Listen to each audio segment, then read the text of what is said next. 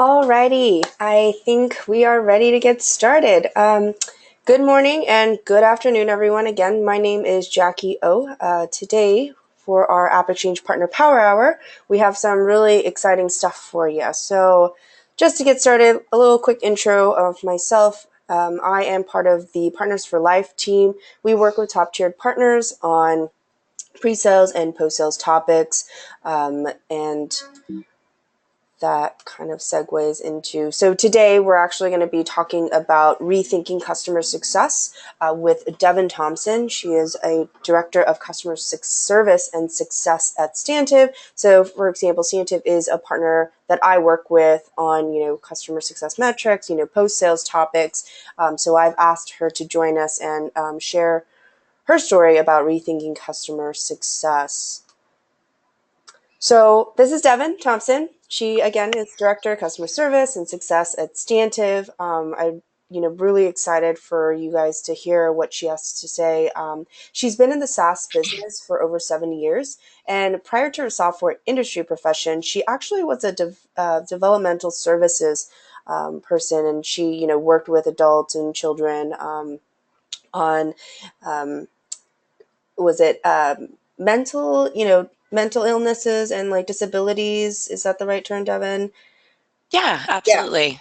So that's really cool, which actually also transitions kind of into what you're doing now, into a role of customer experience, because, you have to kind of nurture those folks. And so now you're at Stantive, which is your second SaaS company, and, you've joined them to launch a customer experience program. So I'm really excited, Devin, to kind of have you join us here today and share your story. So if you want to kick it off, I what we have in store today, but I'm going to let you go in and start talking about what you have for us today.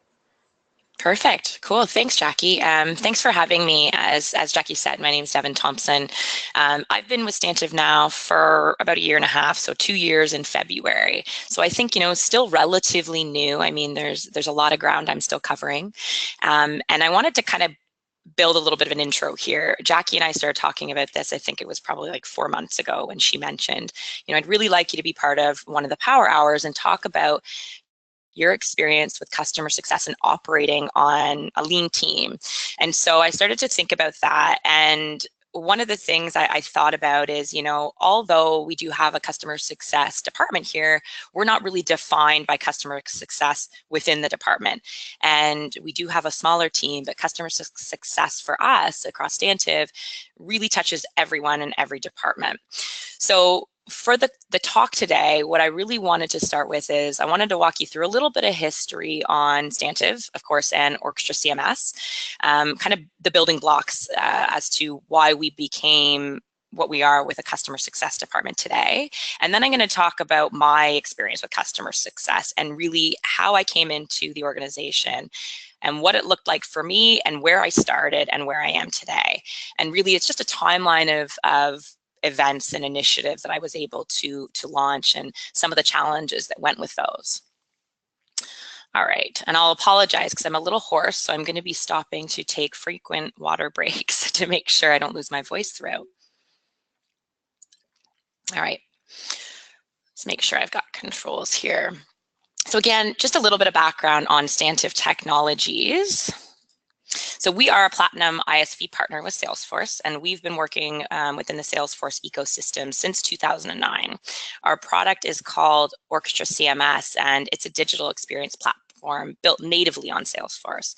Now, the focus for us is helping our customers create compelling digital experiences for their customers, their partners, their employees, and that's across any channel or any device seamlessly from one unified platform. Just make sure that the slides are actually at the right place here. So a little bit of a timeline in terms of our history and milestones. So we launched the product Orchestra CMS actually at Dreamforce in 2009. And we just started with building public websites on Salesforce. Now, while public websites was our focus, of course, some of our early customers started really saying, okay, so what's next? What about this? And it became, what about intranets? What about portals? What about communities? And so we transitioned into the powerful end-to-end business platform that we are today. And so Orchestra combined with Salesforce is what really creates that end-to-end business platform. So we actually act as the engagement layer for the data that exists within Salesforce. Now, by leveraging this data, we're empowering our customers to drive deeper engagement, deeper collaboration, and really truly enhancing productivity and just increasing that efficiency.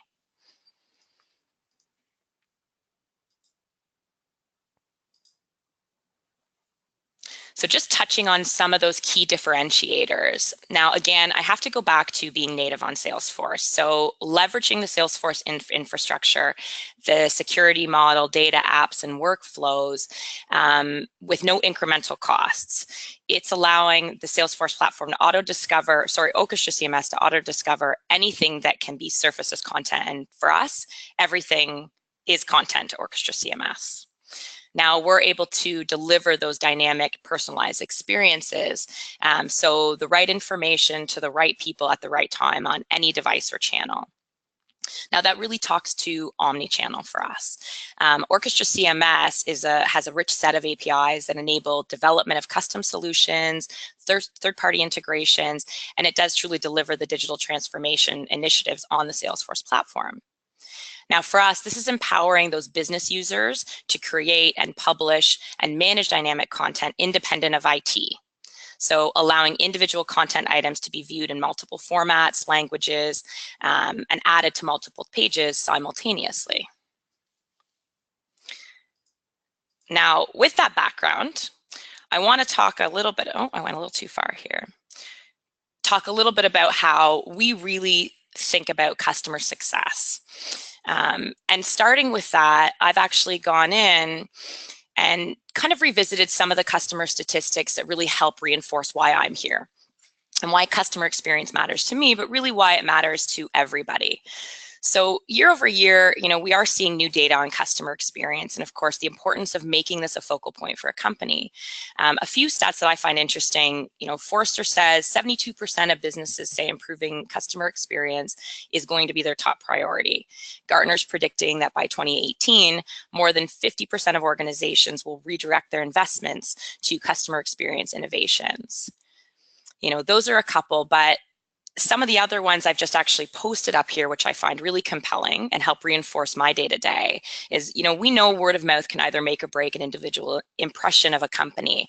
And with a stat like 13% of consumers that have a negative experience share that with 15 or more individuals, we really want to ensure that that's not something that's happening and focusing on positive experiences being a priority. So personally, I really like and prefer the 72% of consumers with a positive experience sharing that with 6 or more people that they're speaking to. And a couple others I've tossed up here, 85% of customers churn because of negative experiences. So it really reinforces the fact that word of mouth can be your best ally or of course your worst nightmare. And when we talk about really nurturing customers, 65% of companies can actually upsell and cross-sell to their existing customers. But this really only becomes possible if they're delighted with their experience with the products and services today.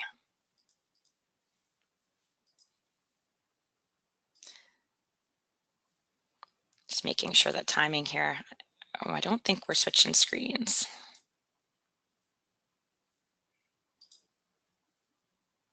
All right, there we go. So of course, this slide here, you saw earlier when we were talking about Orchestra CMS, and I really like to use this again because we talk about the customer experience really being end-to-end as well.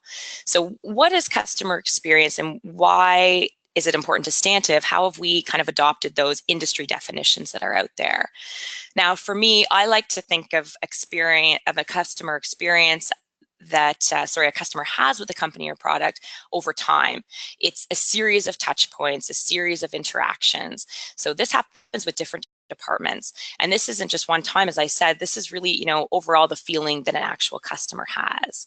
And essentially what we're saying when we talk about customer success is it's not just a series of definitions or initiatives that we add to our annual goal planning. It's something that we're doing every day, consistently, and we're refining that and just continuing to improve based on the customer needs and of course their shifting expectations.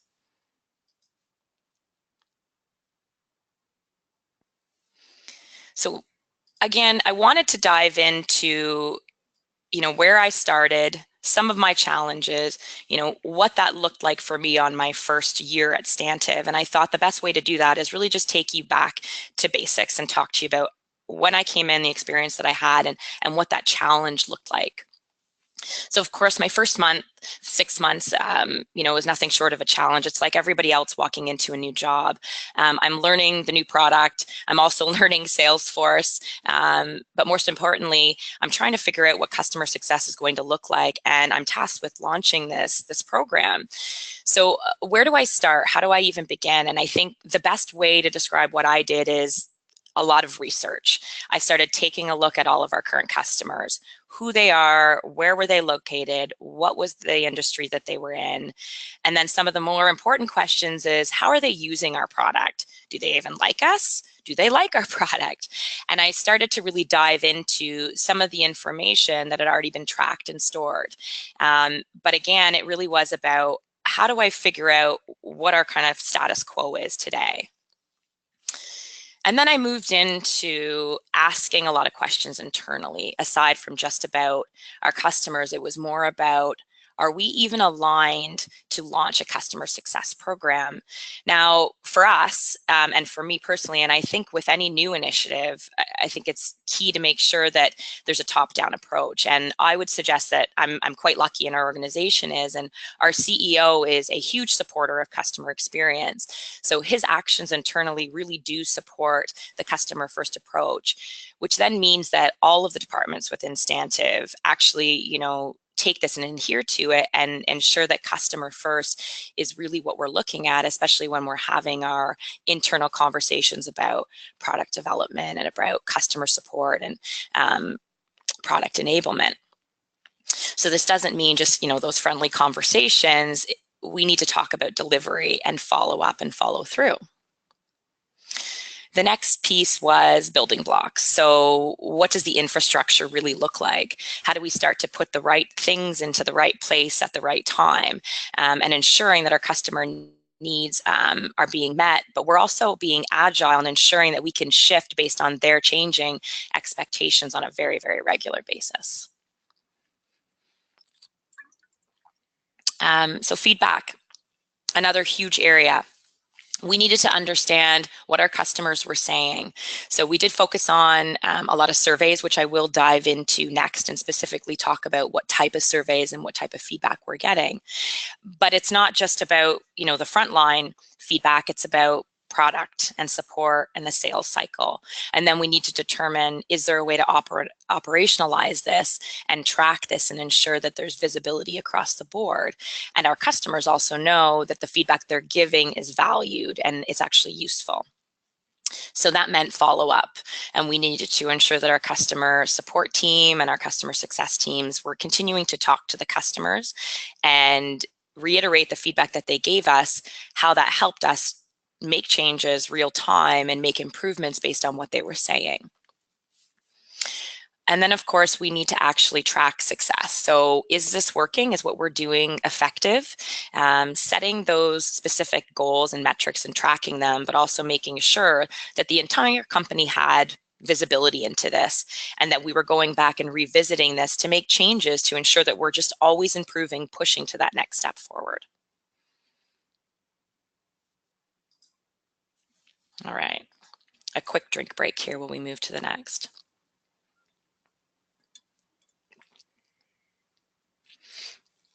And so this is where I wanted to dive into things a little bit deeper and talk to you about exactly what I did. Now, again, contact with each customer. This sounds simple enough. However, some of our customers were only used to working with maybe customer support on a very reactive basis, or they had touch points with their account executive. When I went to go and introduce customer success, it was literally a matter of me cold calling customers, sending introductory emails, and making sure that they understood what exactly we were trying to launch here and how it was going to benefit them. Now, we also would have a couple conversations before we even got to a point where our customers were willing to be transparent. And this, you have to have some big shoulders for this, because it's not positive. It's not all rainbows. A lot of times I'm hearing from customers, issues with the product, or I'm hearing, service wasn't fast enough. Now, the big thing with those types of conversations are, continuing to encourage them to be transparent. But again, it comes back to the follow-up and the follow-through, that they need to know that the conversations that we're having isn't just wasted time and kind of going into empty promises. So again, that actually took quite a bit of time to making sure we were able to actually contact each one of our customers, having conversations with them, and we were tracking the information and sharing that across the board. Now, the internal alignment, we went back and revisited a number of the conversations that we had with different departments, and we talked about the infrastructure that they already had in place. So what types of processes did they have? Was there gaps and areas that we can improve on right across the board? We also talked about a lot of historical trends. So we started taking a look at the churn rates. We shared the customer feedback, the ones that we were having in real time, but we also tried to go back and look at ones from the previous year and really how that would affect the product as it was today, and or the services that we're providing. So again, we're having a lot of conversations, and we're really just trying to get our bearings and set the foundation for what our next steps would be, and really developing the building blocks and rolling out the infrastructure that would support the new customer success program. Now, the infrastructure, it's a lot harder for me to dive into in one conversation, but I did want to use one specific example, and it's something that I actually worked with another one of Jackie's team members on, and what we refer to as the red account process. Now, this is actually an escalation process. So it's something that we adopted, as I said, working really closely with Salesforce. Now, when you hear escalation, you'll typically think of maybe a customer support issue that's related to a product. However, this is actually meant to be for high-risk customers or at-risk customers, some that could potentially be at risk of churn or at risk of a go live, like a launch date. Now, the goal for this particular program was to increase customer retention by creating a unified approach to the management of this customer. And it encouraged other departments and individuals that may have touch points with customers to get involved and just raise awareness when potentially there's an issue. And the goal for this really is to ensure that you're rectifying issues and bringing a customer back to a positive experience rather quickly. So some of the key benefits really for an approach like this is, of course, reduction in churn and increasing the overall customer satisfaction, potentially increasing current revenue for one particular customer as well, fast and effective resolution. You're leveraging the cross-functional relationships that not only involve the day-to-day support system, but really then involves executive management as well. And it allows us to provide visibility across the board. So when we have a red account and we have something that's been escalated, we actually have an app within our Salesforce org that goes out and it identifies different team members to be involved. And anybody in the organization can go ahead and take a look at any of the escalations at any point in time and see exactly what we're doing, what the issues are, and what our action plan is to resolve the problem. Now, we're also tracking metrics with this. So how can we use this data?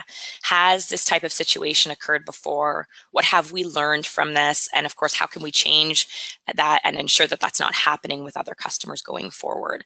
So we do have that closed loop approach, making sure the customer knows what we're doing to effectively resolve their issues. But we also have an internal review where we go through a root cause summary. So what did we learn? How do we improve? How do we change the experience going forward?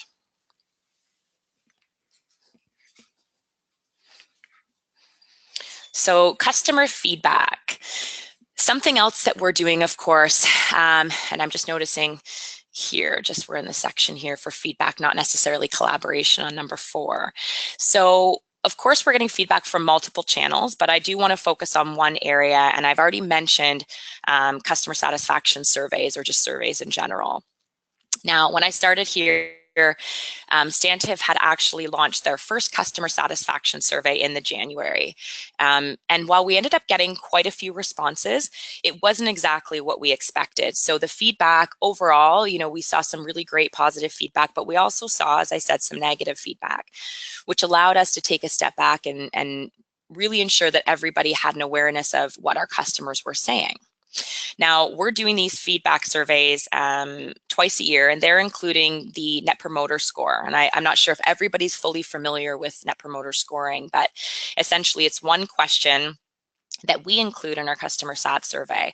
The question is, how likely are you to recommend Stantive or Orchestra CMS to a friend or colleague? Now, this is a rating scale, and the customers select 0 to 10. And the calculation can give you a score of anywhere from negative 100 to positive 100. So it's a huge range. I mean, obviously, you want to be on the positive side, and you're always going to be setting goals to continue to grow and push that in the right direction. The closer to 100 that you are, obviously, the more positive feedback that you're receiving from your customer base. So one of the challenges that we had with this is, first thing is always ensuring that your customer contacts are up to date. You always want to make sure that the right people are being contacted for the surveys and allowing them to give you the feedback. But the other thing with surveys, and I think we all know that there's a ton of surveys out there, so enticing people to actually provide you with surveys and answering that is sometimes challenging as well. And I will say, we were, with our last one just in July, able to actually double the amount of survey feedback or individuals that responded, which is fantastic. Now, it's taken us about 4 surveys to get to a point where we actually now can see some trends in the data. And although we've been sharing the information across the board with our internal teams to determine exactly what we want to do to continue to push the experience forward, we can now see the data, and we can see how we've already started to make positive improvements, not only with our services that we're providing, but actually within the product. But there's still lots of fantastic information coming in, and we're able to just continue to force ourselves to that next level where we're constantly being very critical of what we're doing and continuing to look at ways of improvement and areas that there's gaps. We've also launched customer support surveys. Now, this is a little bit different, but I will say our customer support team, being frontline, and again, being very reactive, they're working with customers that always usually have a problem. So ensuring we're getting positive feedback based on an experience they've had with our team is huge. Now, what we do is on case closures, every 5th case closure that an individual has, an automatic survey goes out to them. It's really quick. It's about 4 questions, but it allows an individual to let us know if they've had a positive or negative experience. And of course, if they've felt that their issue has actually been resolved and or what was missing within the communication that they had with one of our team members.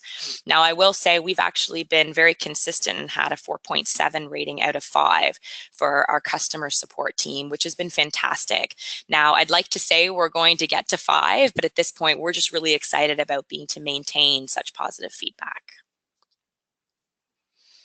So for metrics, how do we know what we're doing is actually going to be successful and we're actually doing the right things at the right time? So we're setting goals, we're tracking them, but we're also ensuring that there's visibility across the board. So we do have customer success dashboards specifically that speak to any current escalations that we have with any customers. We have our customer sat survey scores for particular customers there and available, as well as our net promoter scoring there and available. We also take a look at our renewals. We look at increasing revenue within current accounts. We just ensure that there's always visibility for anyone to log into our Salesforce to take a look at what's happening with a customer and our team at any point in time. We also do the same thing for our customer support. So they have their own dashboard that speaks to the surveys, case closures, resolution times, SLAs, more or less the standard customer support type metrics. But again, it all goes back to visibility and just really driving the fact that we are a customer first organization. And as I said at the beginning, yes, we have a customer success department, but we're not the only team defined by customer success. So I find that this has been really helpful in making sure that everybody has visibility on a very regular basis into what we're doing.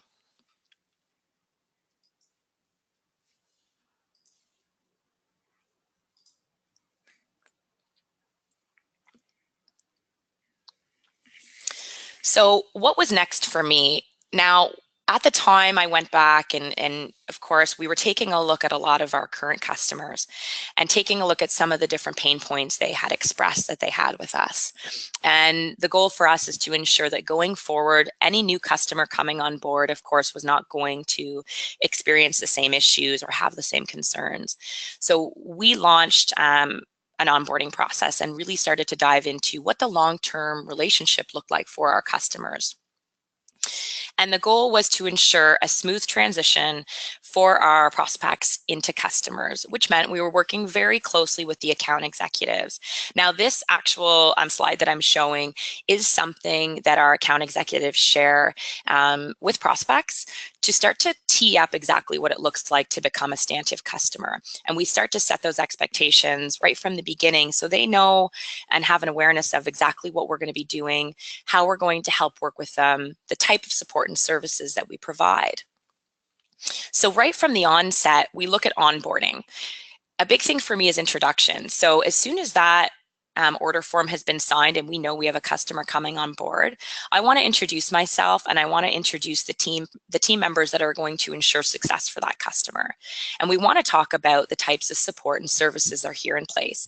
So right from the beginning, they know who to reach out to, who they have in their corner, who's working for them to advocate on their behalf internally at Stantive. We also want to confirm what their business objectives look like. Why did they choose to work with us in the first place? And I think that's a really big message. And a lot of times I've found that sometimes that gets lost in translation when a customer comes from prospect to customer. Always going back to revisit the initial incentive as to why they chose us is really important. And following through and continuing to show value along the customer life cycle is key. We also define a communication strategy. This I found is very different with each customer, and it's very different depending on the individual you're speaking to. So those day-to-day contacts that are working with you just on the standard support or implementation are going to be different than the executives that help made the business decision to actually partner with Stantive and Orchestra CMS. So ensuring that we have that consistent communication is key. That might be email, it might be a biweekly cadence. Again, we let the customer help define that. And of course, I already mentioned reviewing services and support. Now, the next phase for us is implementation. Executive communication strategy. This more speaks to how things are going, project timelines, go live, making sure that they're aware of how everything on a day-to-day basis and at ground level is actually going, any issues that we've run into, keeping people informed and being transparent about where we are has been very, very important. We're constantly monitoring the issues and the risks involved in that stage. Now, product training is something else that happens here, and we find that doing it at the on-site of a relationship is important, and making sure that we've set the foundation for long-term success there. Now, adoption and retention is longer term. So a couple of the things that we like to do is we suggest business reviews. This can be quarterly or annually, but every time we have these types of conversations, we go back and revisit the purpose of the relationship and the reason that they chose Stantive and Orchestra CMS. And we want to ensure that we're continuously showing value, not back to just day one, but the ongoing value. How has the product changed? How has their day-to-day changed? Where are they going the next 12 months? And we want to confirm the executive alignment there in those conversations. We're also sharing our roadmap, ensuring that our customers have visibility into where we're focused in terms of innovation and thought leadership, but it allows them to give us feedback on the product, how they found the product operational today, feedback that they have in terms of their pain point, and what we can do to help just continue to improve that overall experience. And we actually have our product manager that gets involved in this, sometimes on a very one-to-one basis, because it allows them the opportunity to hear firsthand from the customer. Now, with all of the conversations that we're having, of course, there's going to be new best practices that come out of those conversations conversations. And we're learning from our customers every day. Now it's taking those learnings and ensuring that all of our customers have visibility into anything new that we've taken into consideration, new ways of doing things. And we want to make sure that they have that information at their fingertips. We also want to get our marketing team involved, so they have touch points with them. So, are we attending industry events? Are we doing any sort of Salesforce presentations? Making sure our customers know how we're involved in the industry and other things that we're working on, maybe just outside of the product, is important as well. Retention, the solution review. So different from the quarterly business review, we look at their actual solution and talk to them a little bit more specific on the technical issues and concerns or ways that they can expand the solution. We also look at a health check. Is there any sort of easy, quick fixes that we can provide for them that's going to help, improve the overall performance of the site? Again, we talked to them about our customer support surveys and our customer sat surveys, and we reiterate how important it is to receive their feedback and how valuable it is to us. And again, encouraging them to ensure that they're always on the latest and greatest version of the product.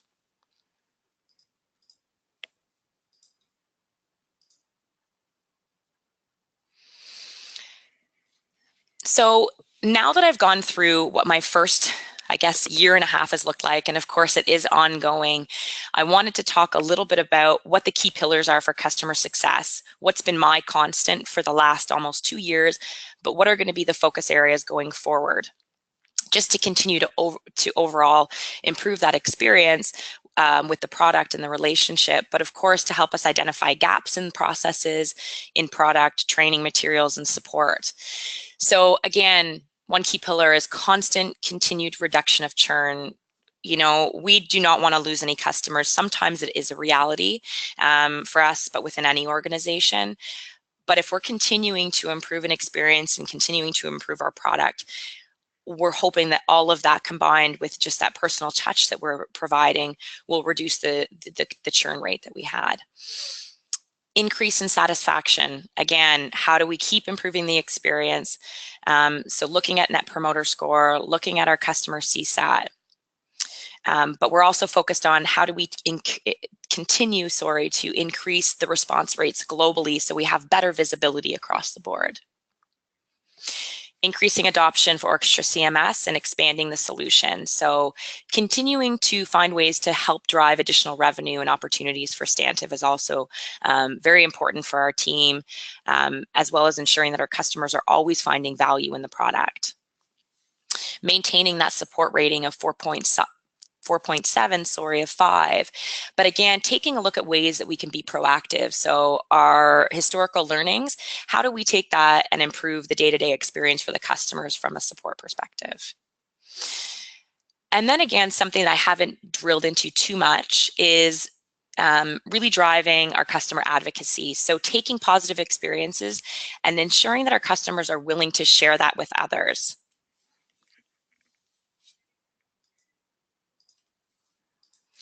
So what does 2018 look like for us? We're right in the midst of our planning, of course, and I wanted to just share a little bit about some of the key areas that I'm going to be focusing on. Now, something I haven't mentioned just yet is we do have an online customer community. Now, right now, it does have the really core functionality for our customers. They can go in, they can track their cases, communicate with our support team. They also have access to training videos, online documentation, marketing collateral. But here is where we want to start to drive, the Stantive brand advocates. We want to, create an area for collaboration, not only with us, where they have an opportunity to share new and exciting ideas in terms of the product, but potentially an area for them to collaborate with others and really share some of the experiences and start to talk about the best practices that they've been developing as well.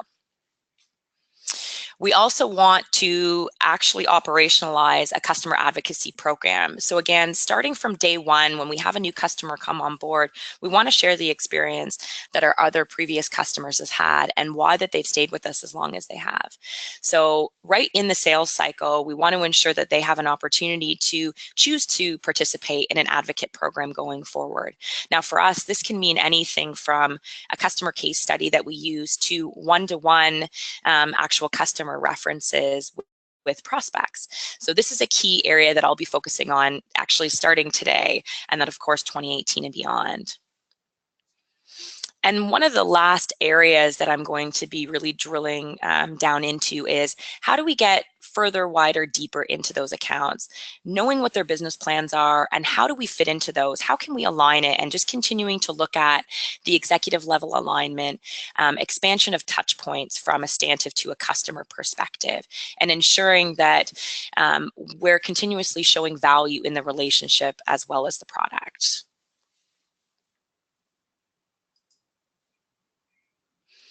Now that really wraps up, the customer success and Stantive story. The last thing I've just added here is I did put a list of resources. So some of the resources you'll see here, I pulled for the sources for the stats today, but I also thought it might be helpful for me to share just some of the customer experience expertise areas that I go to on a very regular basis, and areas that I'm looking for to help, just increase my knowledge and my experience from a customer experience perspective outside of Stantive and Salesforce.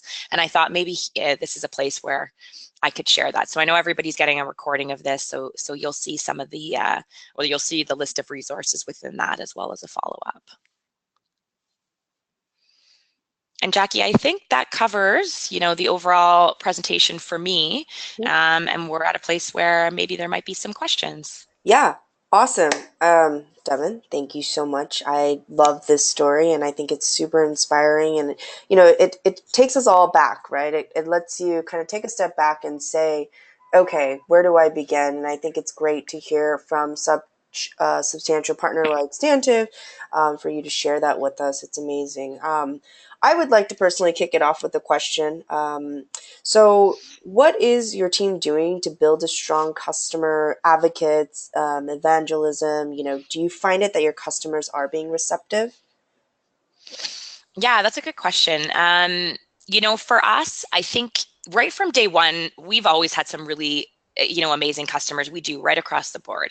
I will say we've had some key evangelists right from the day I came on board who have been more than willing to, jump on a phone call with a prospect, actually walk customers through, potential customers, I'll say, through the solution to say, this is what we're doing with the product. This is what our experience has been with Stantive, and really dive into what's worked and what hasn't. And I think some of the key is when we talk about customer success, for me, it's not about just painting this beautiful picture that everything's perfect. It's about talking to our learnings, the good, the bad, and the ugly, because I think the only way that we continue to improve is sharing that experience with each other, for one, internally, but also the customers to say, you know what, this is where we were 4 years ago. This is where we were last year. And this is where we've taken, Stantive, the product today. And here are the customers that can actually speak to that. And from an evangelist perspective, it's like, will you participate in a case study? And it's very much a collaborative effort.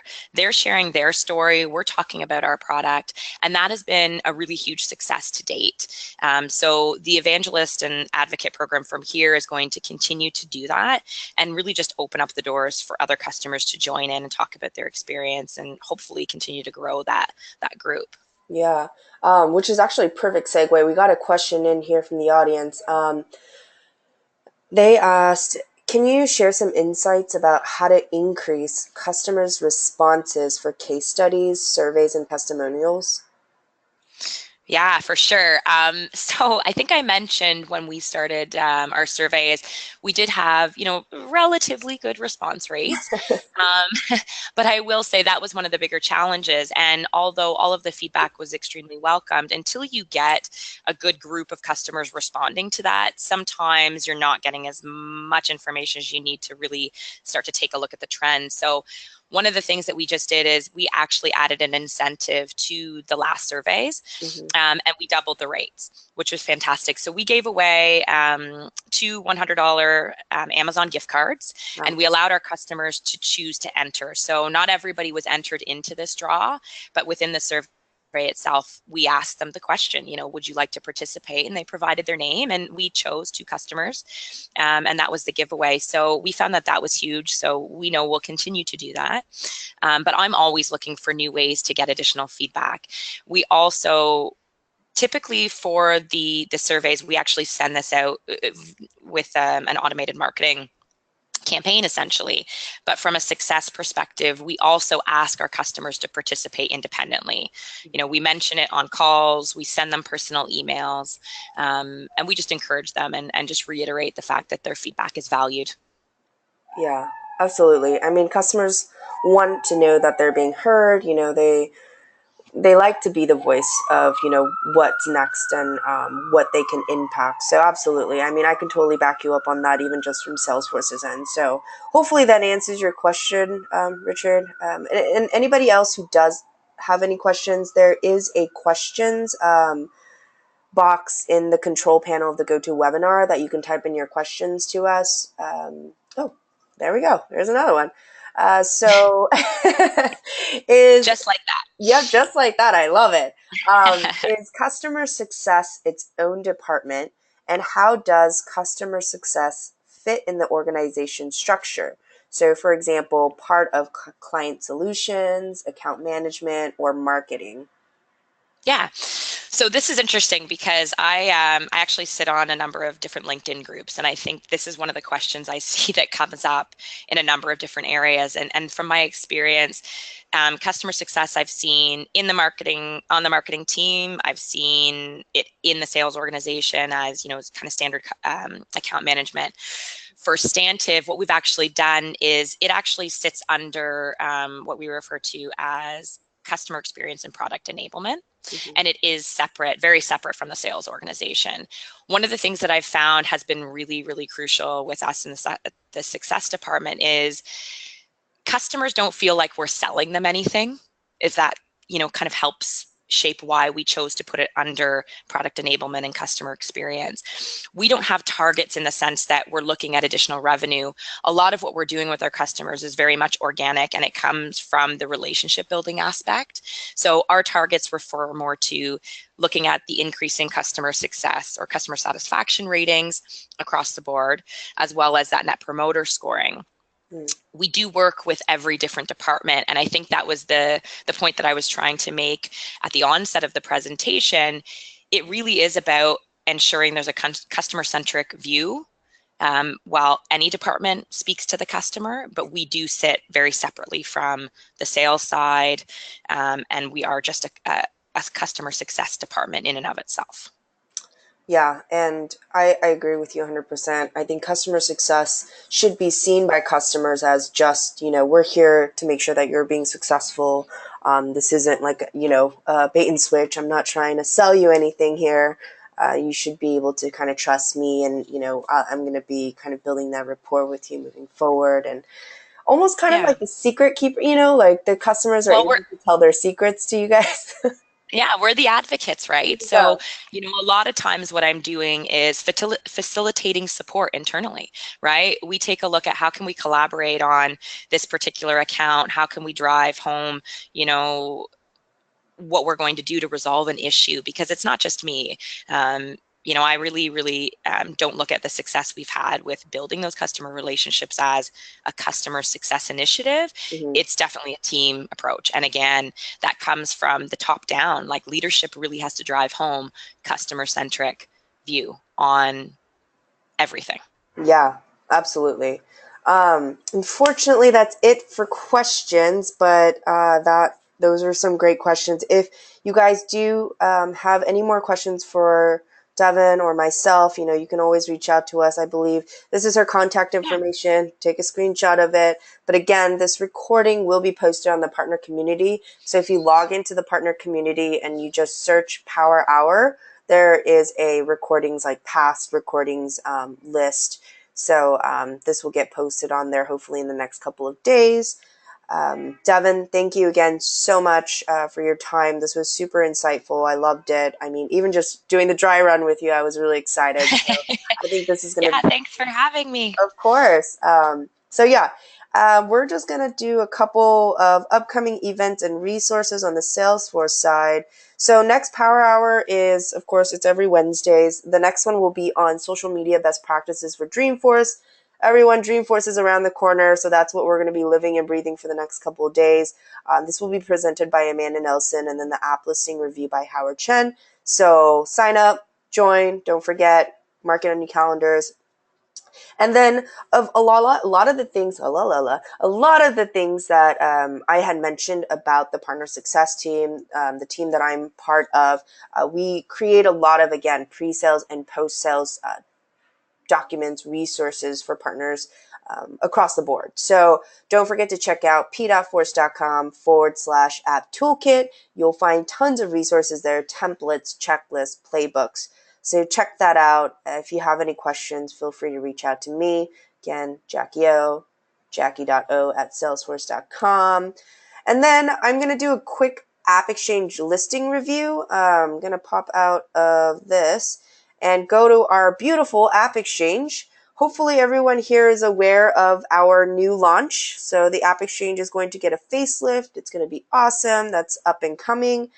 And I'm just going to randomly choose an app here. Of course, I'm going to go to customer service category since we're on that topic.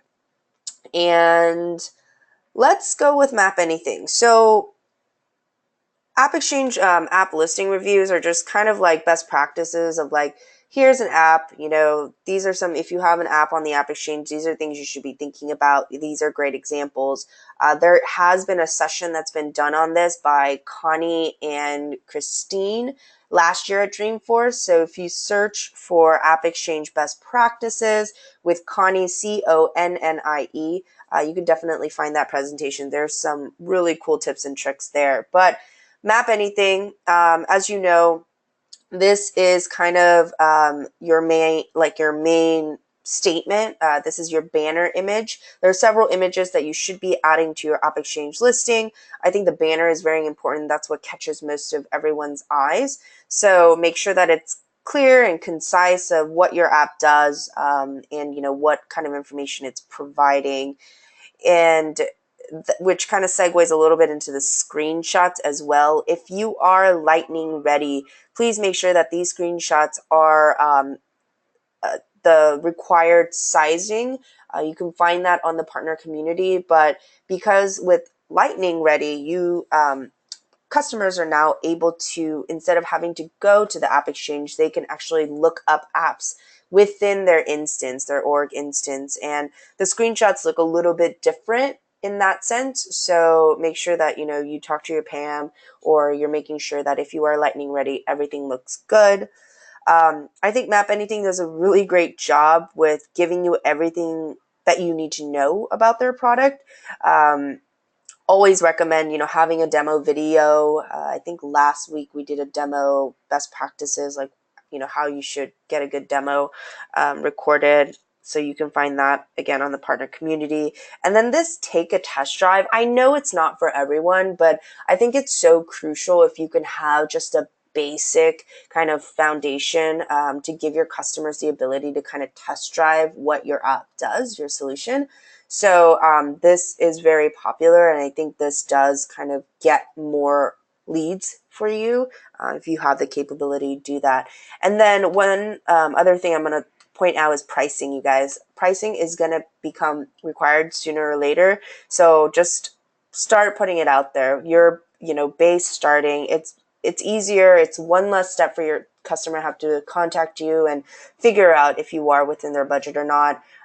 Just put it out there, per user, whatever the baseline is. It's important. And then make sure your category is selected correctly.